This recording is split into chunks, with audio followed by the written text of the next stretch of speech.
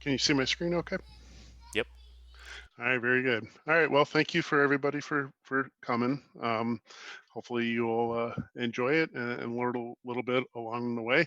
What we're going to talk about how to do a complete server assessment, and we'll get into some of the things to look at, but we'll also spend a lot of time on what tools to use. This is how you can get a hold of me. I do have Twitter. I don't tweet very much. I probably should do more of that. Um, I'm on LinkedIn. My blog is at davebland.com. And I'm going to put up probably towards the end of the weekend. I'll probably put a blog up about what the tool that I wrote that we'll be talking about today. And then there's my email address. If you got any questions, feel free to shoot me an email, and I'll try to get an answer to you. A little bit about me. I've been teaching SQL Server for 21 years now. I've been a DBA for 17 years. I travel around the country teaching, well, I used to, not at the moment, travel around the country doing SQL Saturdays. I do anywhere 10 to 14 a year, and I do 8 to 10 user groups every year. Um, there was that slide up there for upcoming SQL Saturdays. I will also be presenting at the SQL Saturday in Albany, New York, virtually. I think that's the last Saturday of this month.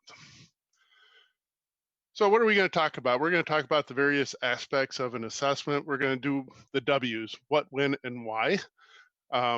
What you should look at, when you should look at it, and why you should look at it. The types of assessments, in other words, this is more categories. So you can look at configuration, you can look at security, you can look at performance. And they, a lot of times you'll find them kind of intermingle between different categories. And then, of course, when you have all this information, sometimes you're going to have to present it. So you want to write something up so that what you found is documented. So, like if there's a performance issue going on right now and we do a real quick assessment, we want to be able to document that so we can get that over to the folks that are involved so they can see exactly what we saw. So, when? So there's several times we should do an assessment. First of all, when you do a post installation of SQL Server, one of the things that after you install it, it's a good, if possible, get another set of eyes on that server to make sure everything's in line with best practices and also in your corporate standards, um, in terms of configuration, security, or any other aspect of SQL Server. It also might not be a bad idea to do it right before it goes into production as well. Sometimes we will give sysadmin rights to vendors while they go and do their thing, but they can't have it when they go into production. So we'll go and we'll do an assessment to see if they've changed anything. If so, what did they change? And then before we remove their permissions. Sometimes you acquire a server. If you get bought or somebody buys you, you all of a sudden may have a whole pool of SQL servers. You might need to get up to speed quickly on those things. And so that's when it's a great time to do an assessment as well. We've bought a lot of companies, and some of the servers we got were interesting at best. And so, but we still had to get up to speed on them quickly. Performance issues. If there's something going on in production, obviously we need to address this as quickly as possible. I worked at a casino for 9 years, and if we were having a production issue and it impacted the floor, we would lose $1,500 a minute. And it was important that if there was a production issue, that we find it as quick as possible. Well, having a established practice for completing server assessments can help save the company significant amount of money. If you got a new job, is also a good time because one of the things you want to do when you get the new job is you want to get up to speed as quick as you can. Um, and this can help you get all the information you need to help you understand what's going on. So that's the win. The why? Well, I like my job. My job is to know what's going on the SQL servers. Whether you got 5 or 100 or 200, you still, it's your responsibility as a DBA or as a set of DBAs on a team. It's our job to know what's happening on these servers. Could be something happening you're not aware of. And I'll tell you, we did an assessment on a server and I got a little bit of a surprise. What I found was is they were averaging 33 restores a month on a production server. And so I was curious as to why they were doing that. What I found was is they were using production as a dev server, and of course that's a big no-no. So we kind of worked with them, and we were able to get that taken care of. We would have never known that if we didn't do an assessment on the server. You manage a lot of servers. When you go in, you look at a server, you want to get the information about what's on that server, where your potential problem areas, and you want to get that information quickly. Then we got some people that they will blame the database. It's always the database. Well, if you talk to a network guy, he's going to say everybody blames the network. And we see a lot of that sometimes. And one of the things we want to do is we want to be able to prove one way or the other, is it the database? Is it the server? Or is it not the database? And is it not the server? But when we say it is or it isn't, we don't want to just simply say it. We want to back it up with data. And this assessment can help you do that, help you learn more. If you're new to the DBA role, something like this can help you um, identify what's important for a DBA. And then we can drive your training approach with that. We have a couple of new DBAs, and we are using server assessment to help drive their training so that they can learn slowly, but at a fast enough pace where they can be effective. Um, you don't need to do a full assessment every time. Um, Sometimes you just want to look at a small little bit, and we'll talk about some of those things when we get into the tools. Now, what should be included? And there's a number of different areas, like I said, security. And security is a really big deal. Um, if you have a security breach, that is a significant problem for your company, and that could eventually be a significant problem for you or the team, depending on what your makeup is there. So we need to make sure that we are secure. Performance is always something that we are concerned about, and performance is something we can always get better at, whether it be memory or CPU or disk IO, or could be design as well. Could be table design or data types. All these things can have a negative impact on performance if not configured or designed properly. Server configuration, the two that come to mind are max degree of parallelism, cost threshold for parallelism. The defaults of those are still not set up properly.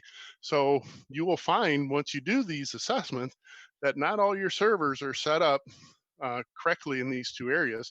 And you can actually get a performance improvement by correcting that.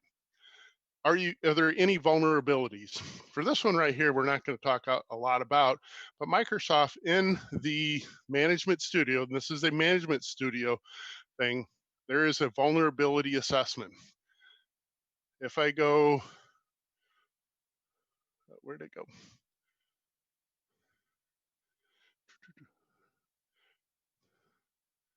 I'm missing something.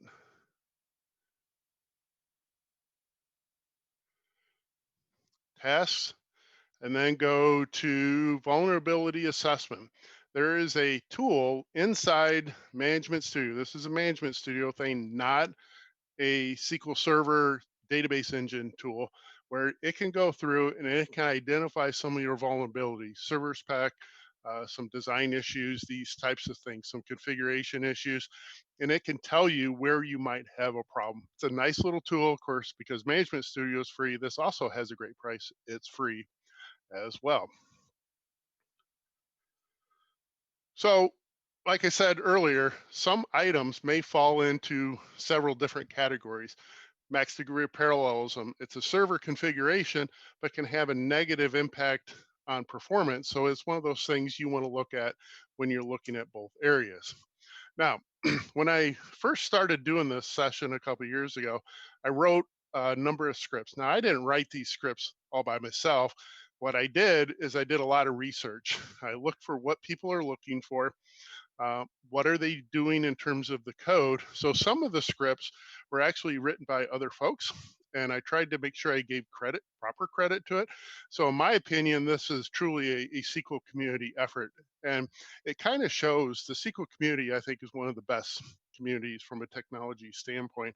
It's a very giving community. There's a ton of free stuff that people put out there solely to help you or other folks.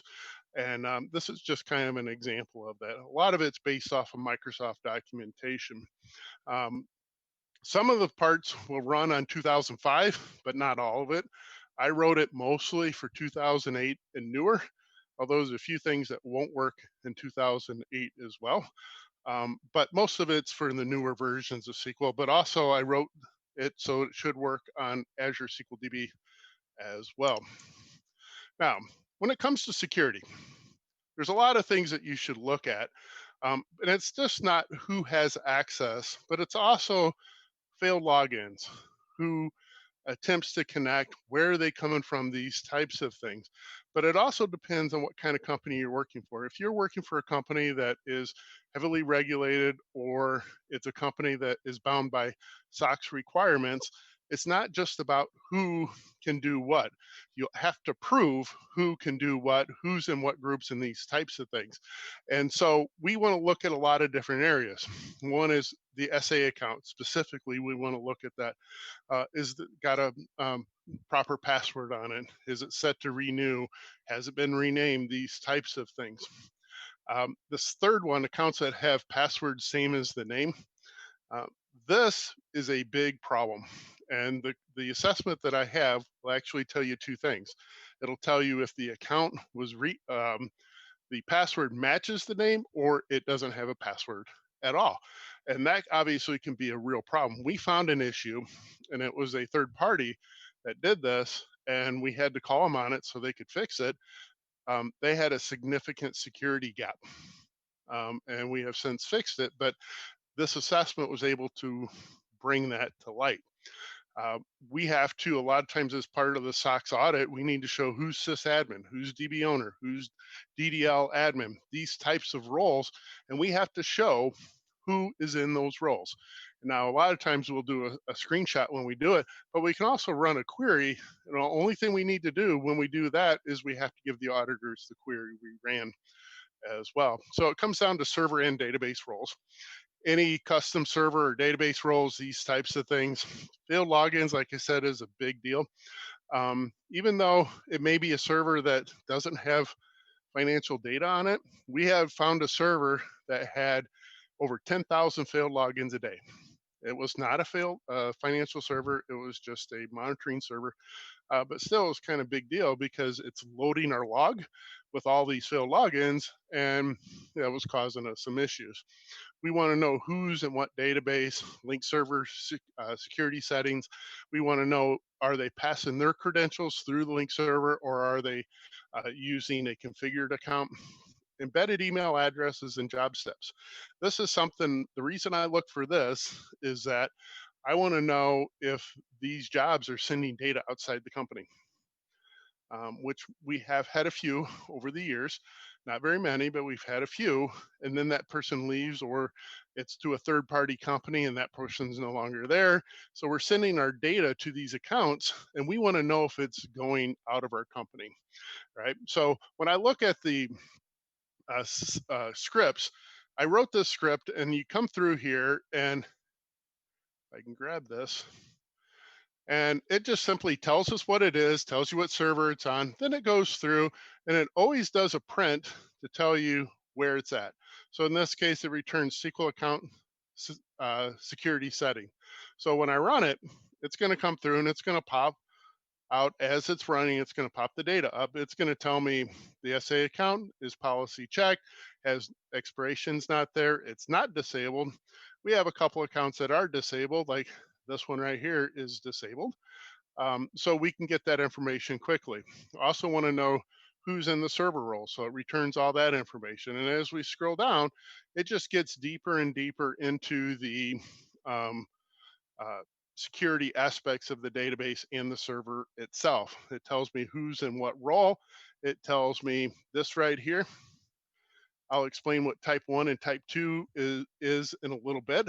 But in this case, we have an account test that actually has the same password as the account name. So if you go test test, you're successfully going to be able to connect to that server. The blog account, in this case, it has no password, which in many times can actually be worse. So it tells me where the problem is.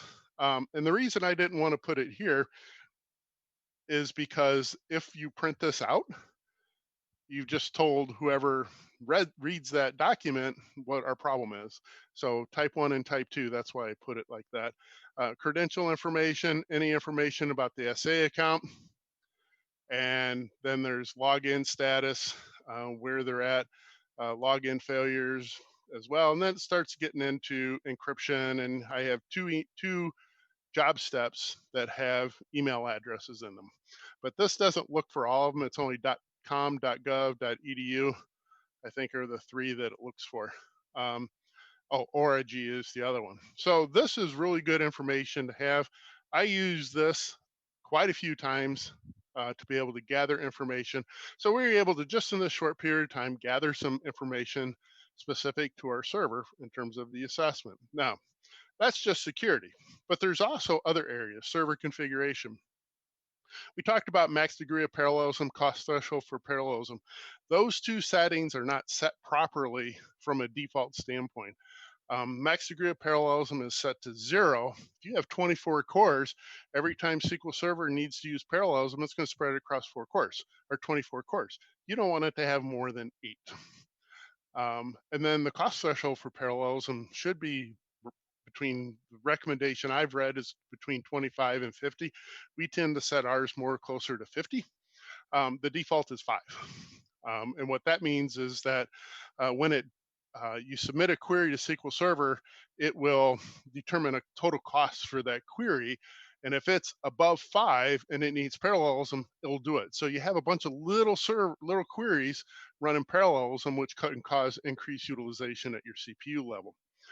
Get all server settings. Is it physical versus virtual? That is important, because if it's virtual, you're going to have to become friends with your virtual folks, whether it be your Hyper-V folks or your VMware folks, because you're going to need them to help troubleshoot some performance issues sometimes. When was the last restart of the server? Are there any other applications, reporting services, integration services, analysis services, any of them installed, as well as a number of other items, collation, authentication mode. What about startup parameters? What's happening there? And a server assessment for configuration should be able to get you all this information. Now we're not going to run it, but if you look, I do have a script number 30, that returns all that and then some, just like the security script that I just ran. So the next area we want to look at is database configuration. Free space in the data files. Where are they located? Do you have them on the C drive? Do you have your log file and your data files on the same drive? These types of things. Auto close, auto create statistics, update statistics. What's the setting on those? Who owns the databases? So there's a lot of different things that we want to look at. The second column, about the fourth one down, check DB status. When was the last time CheckDB was done? I did a consultant project about 3 years ago, and they were saying they were having problems with their database. So I said, well, let's run CheckDB and see what happens. Ran it, got an error, and then I found out they didn't run it for 3 years, and they also were not backing up that database. So we ran in some significant issues and turned, what are we going to do? How are we going to overcome this without data loss? And the answer is we couldn't. We did lose some data. It wasn't much, but we did lose some data. Information about your backups. We found out recently, we moved a bunch of our servers to a hosted location, and then we installed SentinelOne, which is an antivirus type software on our servers. What I found when I was reviewing backup history, that SentinelOne was doing backups every 4 hours of all of our databases, and it was using volume shadow copy. And what it was doing is it was breaking up our chain for our backups, but also their backup and our backup were fighting each other. So what we were doing is we were getting a lot of alerts about blocking. And so without this data, we wouldn't have been able to, or at least it would have been more difficult to prove to the vendor that there's a problem that we need to address. There's database restores. Performance. Again, there's a lot of things we want to look at. Top 10 queries based off of CPU utilization with your execution plan. The page life expectancy, as well as many other related counters for memory. Page life expectancy shouldn't be the only thing you look at. We'll go over some other things that you should look at as well. What's happening in terms of active transactions? Are there any out there? What percent of the cache are ad hoc queries? If it's very, very high, there is a setting called optimize for ad hoc workloads that you might want to turn on, um, where you can get a performance improvement. Virtual log files. Each transaction log will be broken up into these virtual log files. And if you get too many, you can actually have a performance problem. So a performance assessment should include all of these types of things, as well as fragmentation.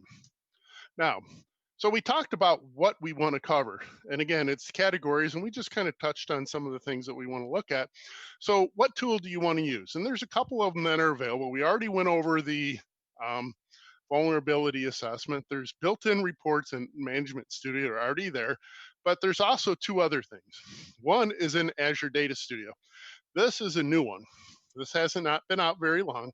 And if you haven't worked with Azure Data Studio, I would highly recommend that you start looking at it, because there's some great functionality in here. The best, in my opinion, functionality is a thing called notebooks.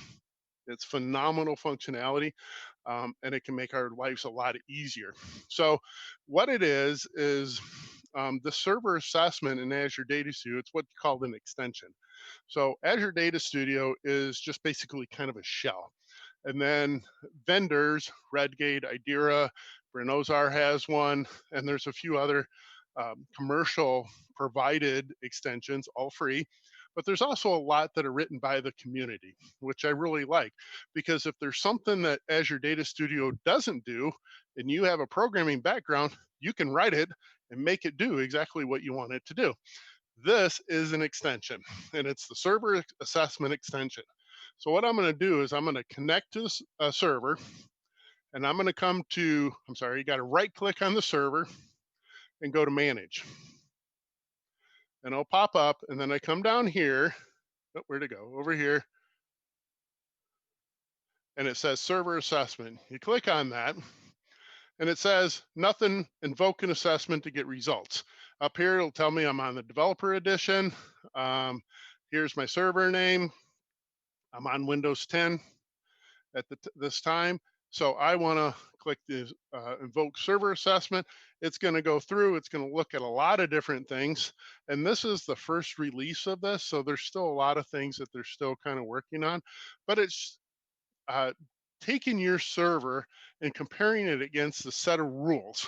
And a lot of these rules are in line with best practices. So it's like here. It's telling me version 15.0.2000.5. I'm behind. I haven't applied the proper cumulative updates. It's telling me about trace flags. It's telling me I got some missing alerts.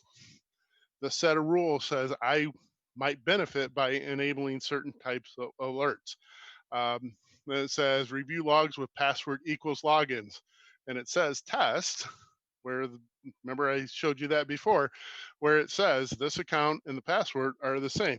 So it's looking at many of the same type of things that we did in the script.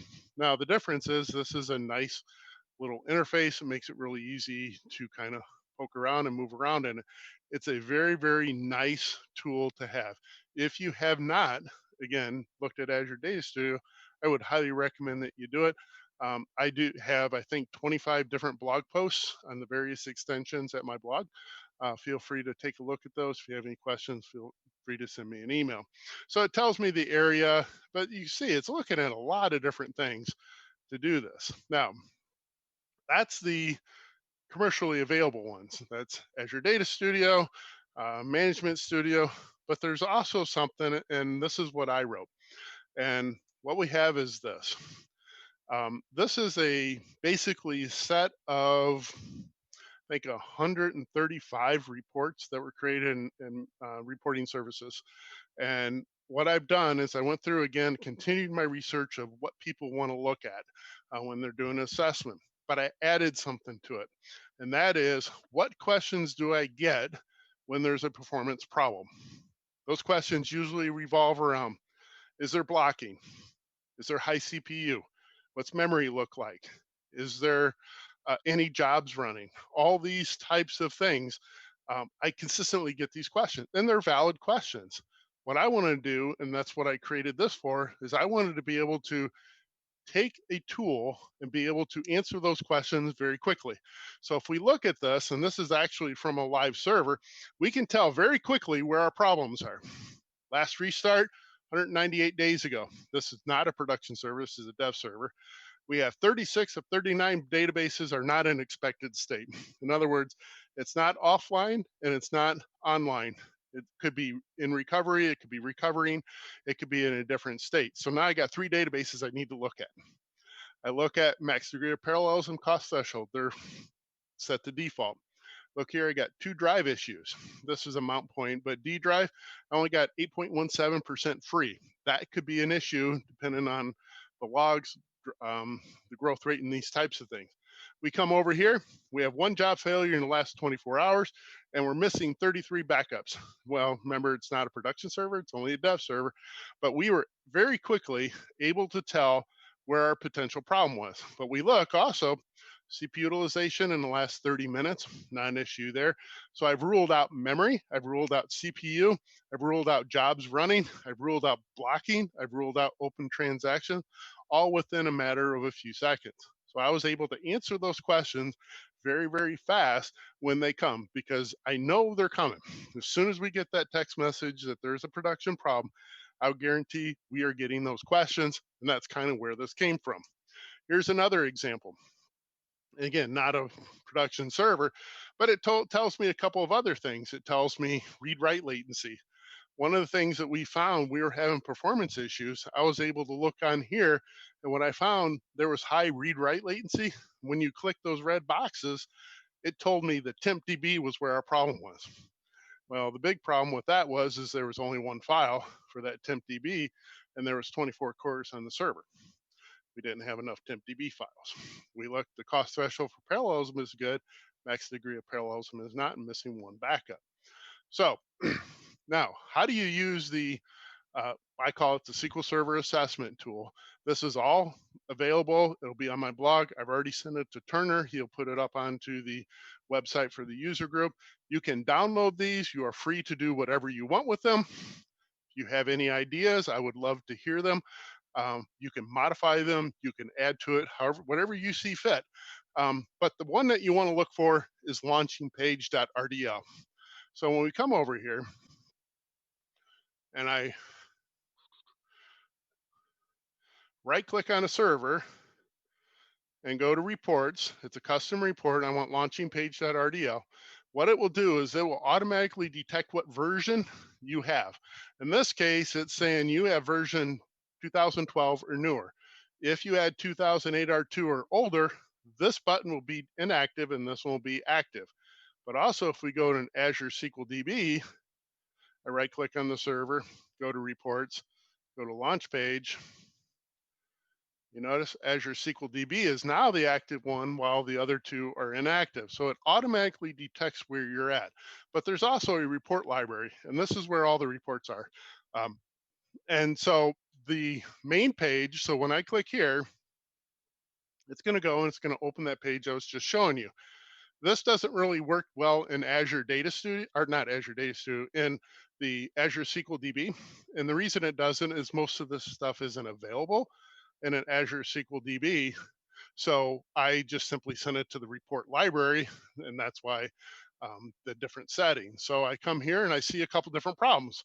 One is I'm using developer edition. Two, I got a page life expectancy issue, 191. I got a block process. I got two open transactions. I've got max or cost threshold of parallelism is too low. Got massive write latency, and I got a pending restart. But if I want to know what the pending restart is, I click this, and it will tell me fill factor. Somebody changed the value of the fill factor and it won't take effect until you restart the service. So it has told me that I have a potential problem here.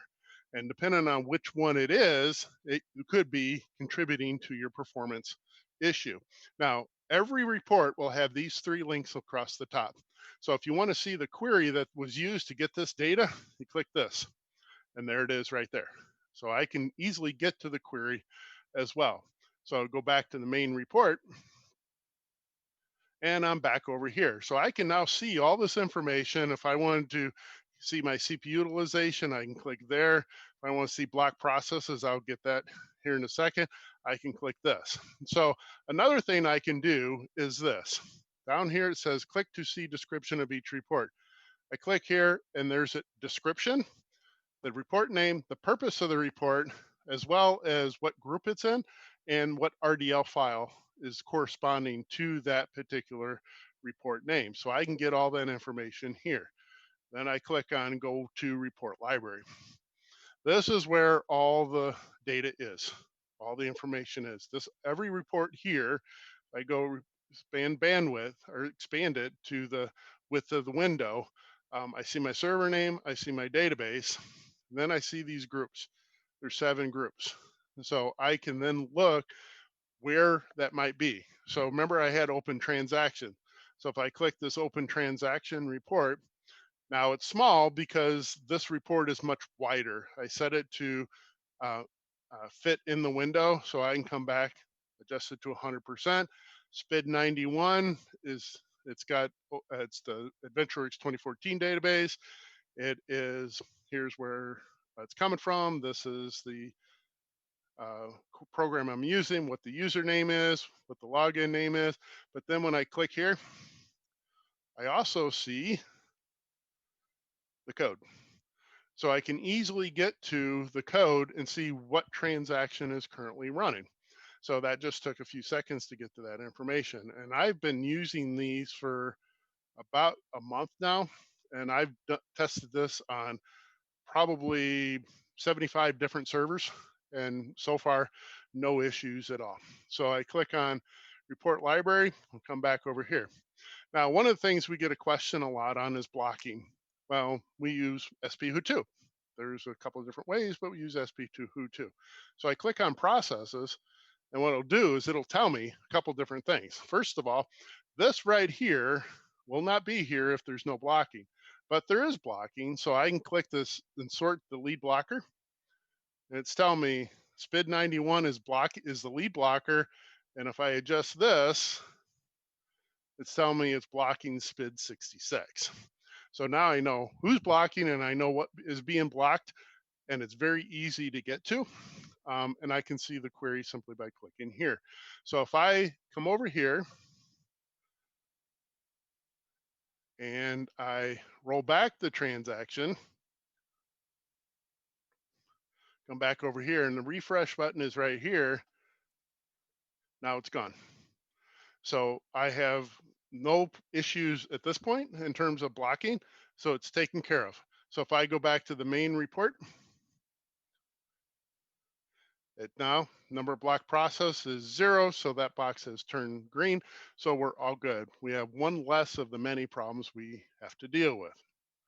So a couple other reports we kind of want to go through is we get sometimes need to look at, well, what's actually used in the TempDB. So if I click on this, it'll tell me what's currently used in the TempDB with the code. This is a temp table I created right before this. And so I can gather information about exactly what the TempDB is being used for.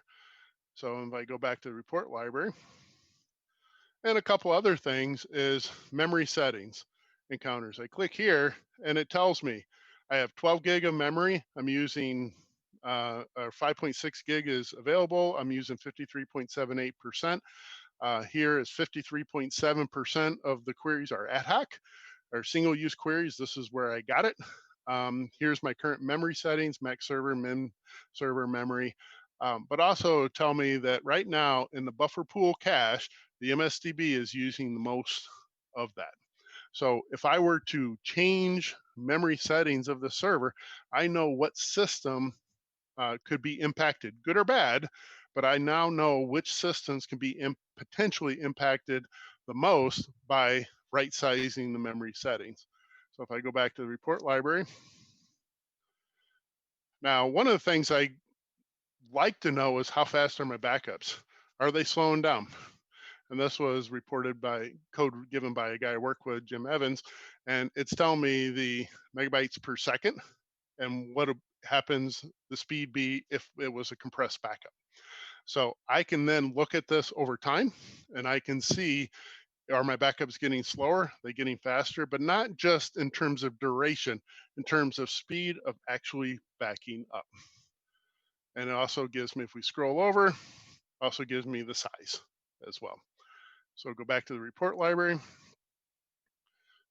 come back down here, missing backups. One of the things, if you work for a SOX company, is you have to show that backups are being done. And if they fail, are you addressing them? And so we like to know which ones are missing. So in this case, this report will tell us this database is missing a full backup. This database is just missing it altogether. This database has never been backed up. This one's never been backed up. This one's never been backed up. The rest of them are either missing full or transaction log backups. So now I've got a single report that's telling me everything about my database backups. Go back over here, look at a couple more things. Check DB status. We're talking about this. This is critical that this get completed, but also we need to know, is there a reason, for whatever reason, is there a database that's being missed? So what'll happen is you'll tell me the database, date of last execution, but also calculate the number of days since the last time it ran. So if we sort this out, we have two here that have big issues. These have even bigger issues because at least on these two, it was done. It was done over a year ago, but at least it was done. These were never done. And of course, this isn't a production server, but this report has made it very easy for me to get that information. So we click over here, come back over here. Well, are there any computed columns in your database? And now what it will do, a lot of these reports under the database, it'll look at the current database. So right now it's master. So that's not what we want. So what we have to do is we have to come over here, we have to right click on the AdventureWorks database and go to reports. And now we just go straight to the report library and it'll show up. And now I'm in the AdventureWorks database. So let's go back down, look at computed columns. It'll tell me what table, what schema it's in, what column name, what data type, but also what's the definition of the computed column.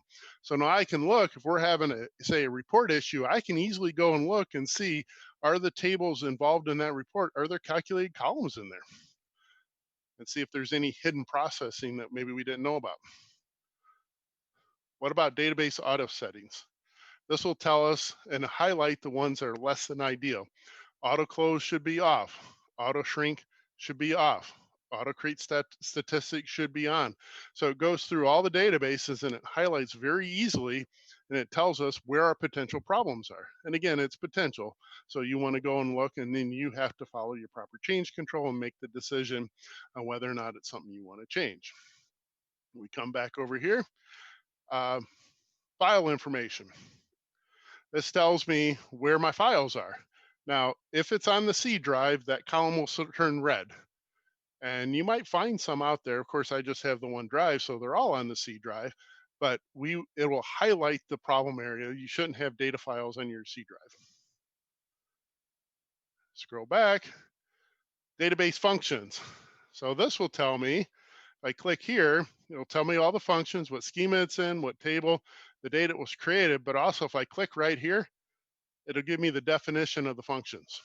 So now I can see this right away, make it very easy. And these are all the functions that are inside the AdventureWorks 2014 database. These are user-defined functions, not system functions. So we come back over here, go to the report library. Another thing we want to look at is any duplicate indexes. That can be a problem, especially with your writes, because now it's got to update two indexes. So it's gone through, and now it says, well, production here, the document table, I have two indexes that are exactly the same. Can I delete one of them? The answer to that is Probably yes. So we can go through and easily find duplicate indexes. Another thing we want to look at the database level is dynamic mass columns. Now, what'll happen, because that's a newer feature, if you're looking at a version of SQL Server that is older, what it will do is it'll gray it out like this right here. The link won't work, but it'll tell you it's an old version, but it'll tell you why. So if I were to connect to a 2014 server, it would say uh, old version dynamic mask. So it'll tell me what I'm missing out on and um, why. So in this case, here's my column, here's my table name, my schema name, and this is the masking function. So I can, again, easily get that information. Scroll back down, just a couple more. File size, space used. So in this case, we break it down, the database file tells me the file type, but also the size. So if I click here and I look, it tells me there's my biggest file. It's currently using 99.98% of that file. Well, let's sort it by percent. Click here, and that's where these graph comes in. The closer the two bars are, the more higher the percentage of them being full are. You want these bars to be far apart. And where they start to touch is generally right around 80%. So when they start to overlap each other, your files are getting about 80% full. And of course, this is a log file at 99.98%. That's something we might want to take care of, because not only is it 95 gigs and 9.5 gigs in size, it's still using that. Well, why? I don't back it up. It's on my computer. So I go back to the report library. Another thing we want to look at is index fragmentation. Now, some of these reports, what they'll do is they could take a long time depending on the database. If you have a really large database with lots of indexes on it, and you go to run the index fragmentation report, that could take a long time. So I put this warning page in here. It'll tell you, do you really want to do this? And if you do, you click here and it will tell you, and then it will return in order your index fragmentation, the table name, the index name, but also a little graph. It tells me, is this something I need to look at? Then I come back over here. The next thing, unused indexes.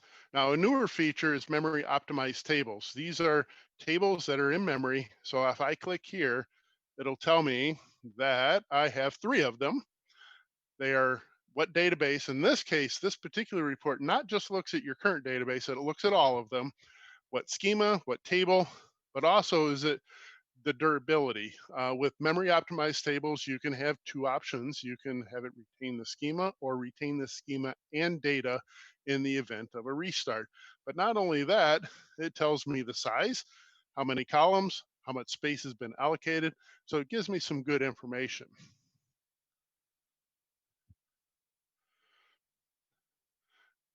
Another one, non-searchable searches. This can be a source of performance problems. And so some of the things that it looks for automatically, do you have a left function in your where clause, or a right function, or a substring function? Do you have a function in your where clause? That can be a problem. Mostly function equals something. So in this case, we also have leading where clause, leading percent sign. That can be a problem. Now, because of way function or store procedures can be written, it's a little more difficult to narrow it down sometimes. So if it finds what it thinks is a function, it'll return says there's a possible function. So if I click here, I can now see my code. So in this case, leading percent sign in the where clause. There it is. Left function in the where clause. There it is. And this is where it's talking about when you have a function equals or like something, that can be a performance problem. In this case, possible function, and it's in this case left, another leading where percent sign. And then when it gets a little more complicated, you might need to do a little bit digging. It's just saying you might want to dig into this just a little bit deeper to see if you have any issues in terms of the criteria in your where clause. Uh, the next thing, orphan database users. We won't run this report, but we get asked this in audit sometimes. Do you have users in your databases that should have been removed when they left the company? Well, we want to look for those people. Plans with implicit converts. So it returns the query. Here's, in this case, it just simply returns the first 400 characters. I click here and it'll return back the full query. This one was executed 5 times. The logical reads when the plan was created, so it was at just about a minute ago. And then average elapsed time in microseconds is 2300 microseconds. So most importantly out of this, I'm looking for the implicit converts. Those can actually increase CPU utilization when you're taking in your where clause, you're doing a comparison of a column to something, whether it be another column or a variable. That's a different data type. It's got to convert those, and that can increase CPU utilization. Um, then we want to look at, we have queries with high logical reads, store procedures that start with SP underscore. I've seen these. I've actually had people tell me, yo, I name my store procedures SP underscore all the time. Here's the problem is that when it's SP underscore, it's got to do some additional searches to find it. It needs to go to the master database first, then it goes to your default database, then it finally gets to the current database. So it's going to take a little bit longer. So you ideally don't want to do that. So it'll tell me I've got 1, 2, 3, about 8 of them. So I might want to look at those, like right here, get databases. That could be a problem. Come back over here, go to the report library, and we all know this. Select asterisk is everybody's friend. So this will tell me any store procedure that has that. This one here will tell me any store procedures created or modified in the last 90 days. That's important because audit wants to know what objects have changed, and we have to provide that information.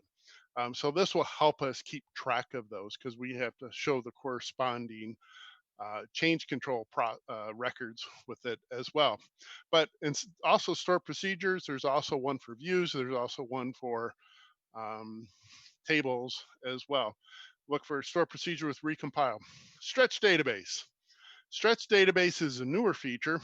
And what it is, I can take old data and I can push it out to another location. In this case, here's my remote database. Here's the remote table name.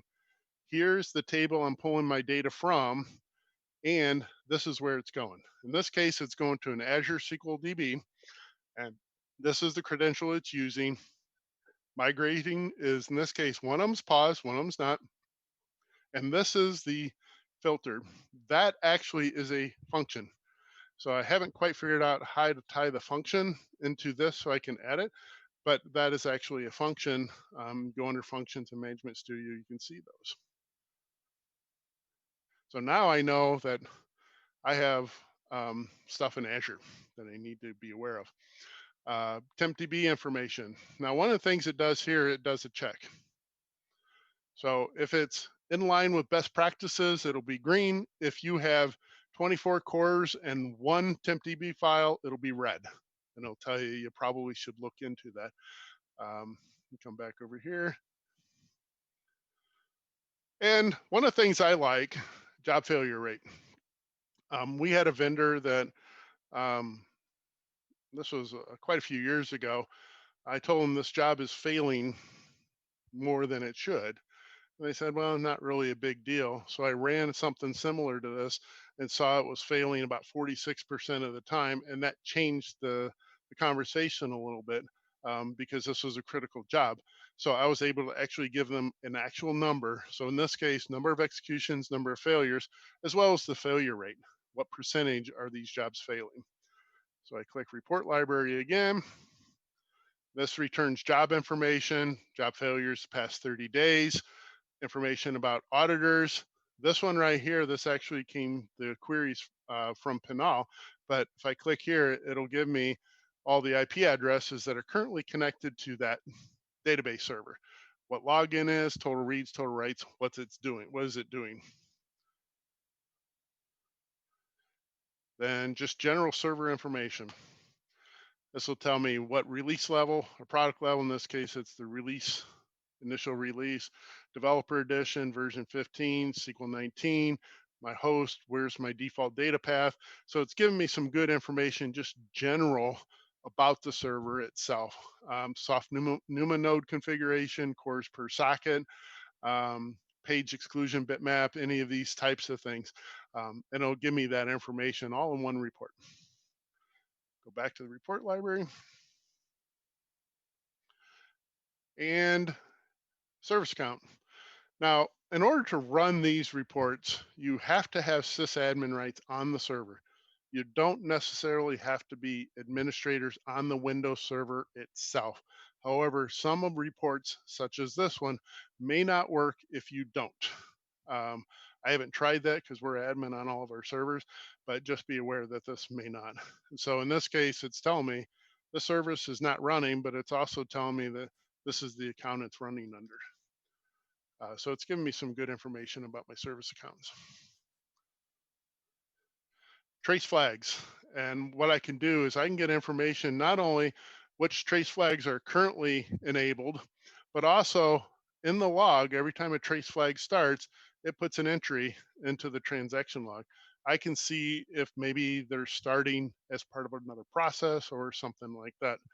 And there should be some trace flags that you have enabled.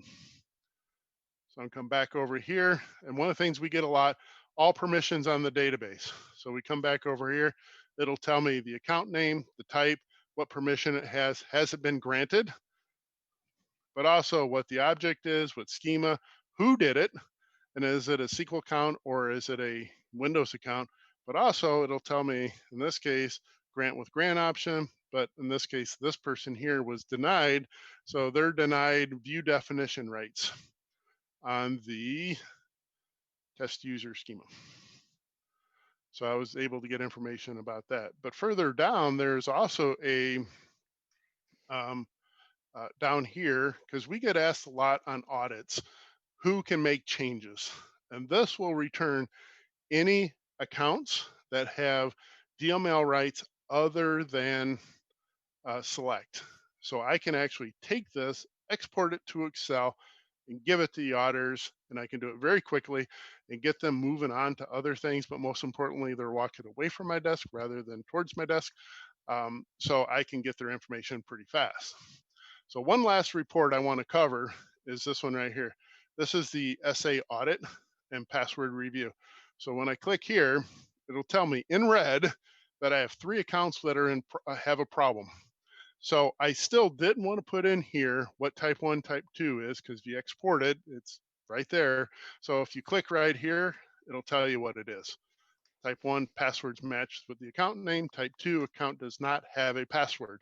So now I've got that information as well. I click here to go back to the report, and it's giving me information about my SA account.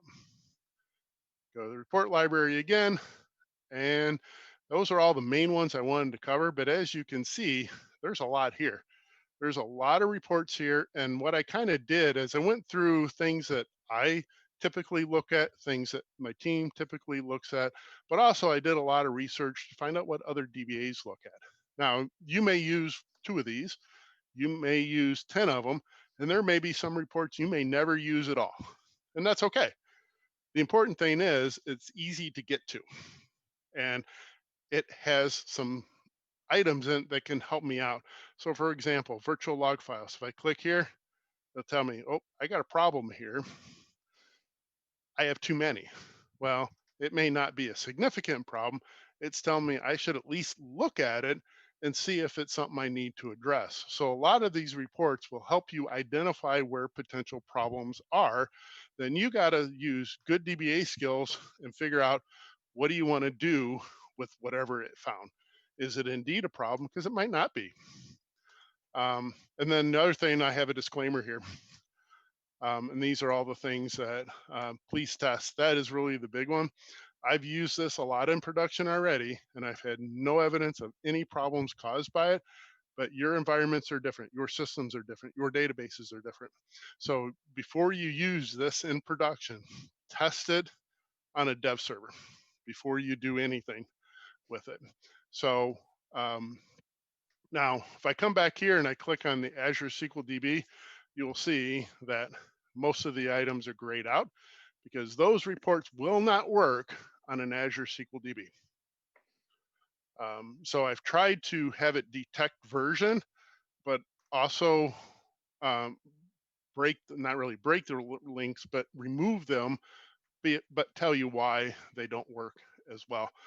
So this thing really tries to make it easy for you, and that's really my goal, to make it as easy as possible for you as a DBA or a data professional to get information about your servers, whether it be in the calm, relaxing environment of just looking to see what's going on, or if in the situation where you actually have a production issue.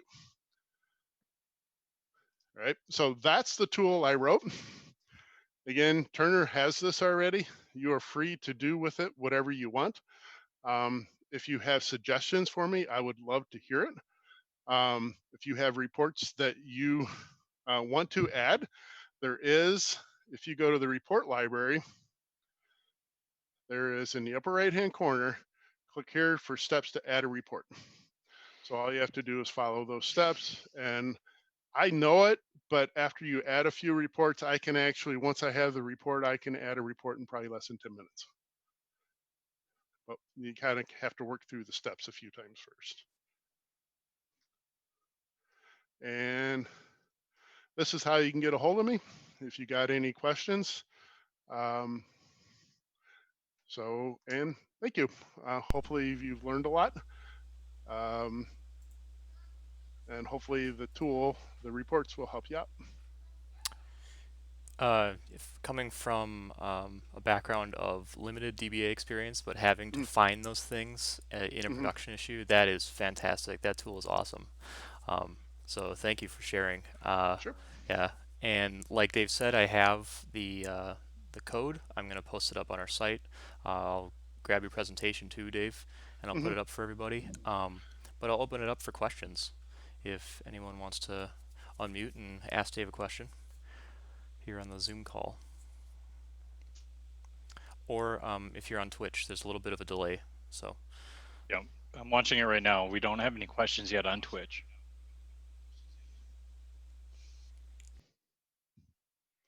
So no questions could be a good or a bad thing, right? No, and I think it's a great thing. I think you're very thorough. I really enjoyed it. yeah, I was So just Dave, I have a quick question. So Sure.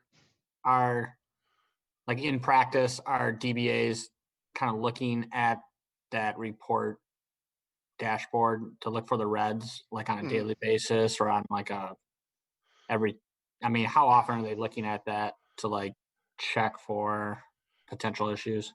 Well, I'll have to tell you, the reason why they're red is because they're a reminder for me to which ones to cover during the session.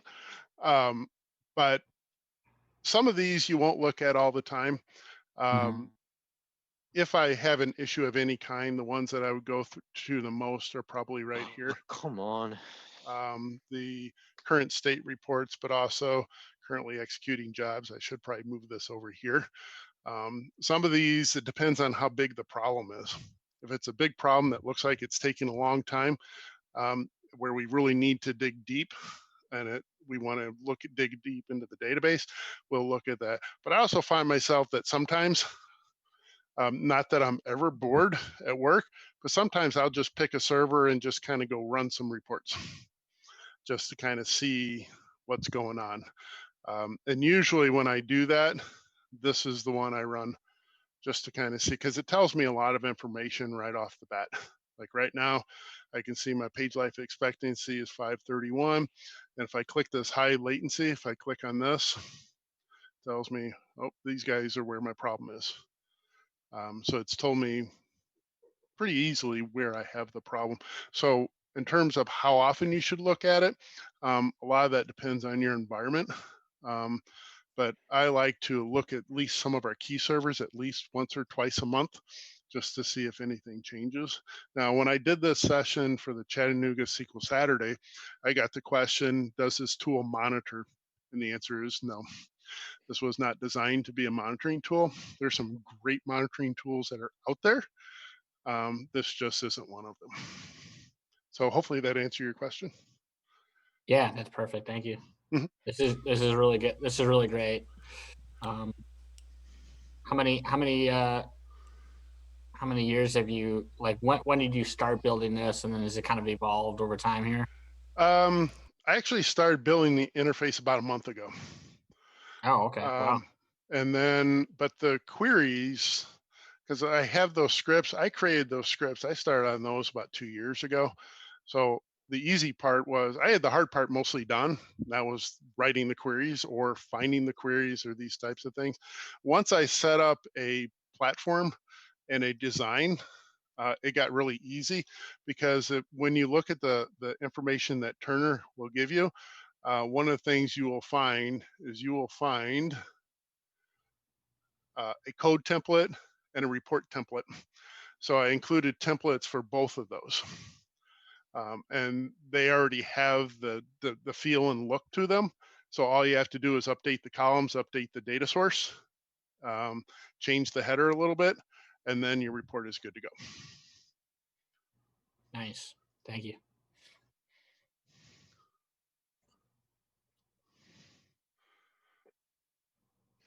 Come on. I think that's it. That's it.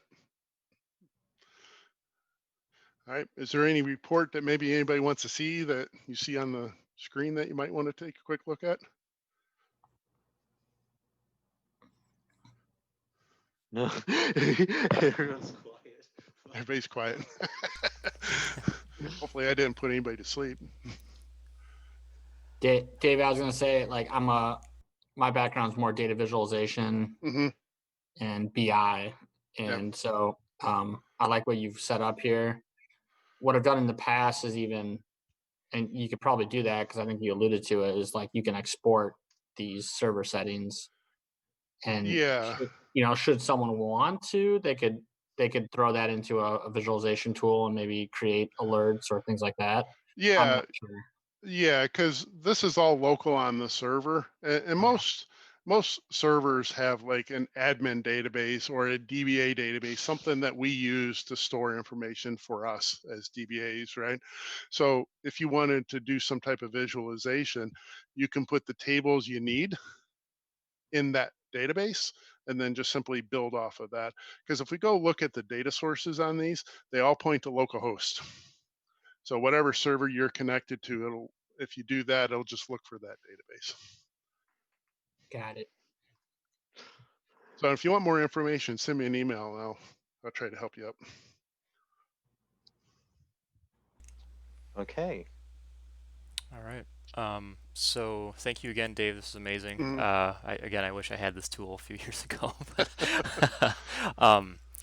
yeah, anyone who has a question, you can email Dave. You can email FoxPass, and we'll try to get back Mhm. to you. This will all be posted tonight and tomorrow. We will have the YouTube recording available too, if you wanted to go back and watch it again. And then hopefully we'll see everybody next month, where we have an Azure Machine Learning Studio presentation. I see a hand raised, or is that a clap from someone on Zoom? Looks like a clap. So a couple Yeah, thank very yous good. from chat and everything too, Dave. Mhm. So All right, very good. yeah. All right. I will end the meeting, and then those of you on Twitch, thank you for joining. And Dave will hopefully talk very soon. Oh yeah, yeah. Have a great night, great weekend coming up, and thanks again for letting me speak. Absolutely. All right. All right, Good have a night. good night.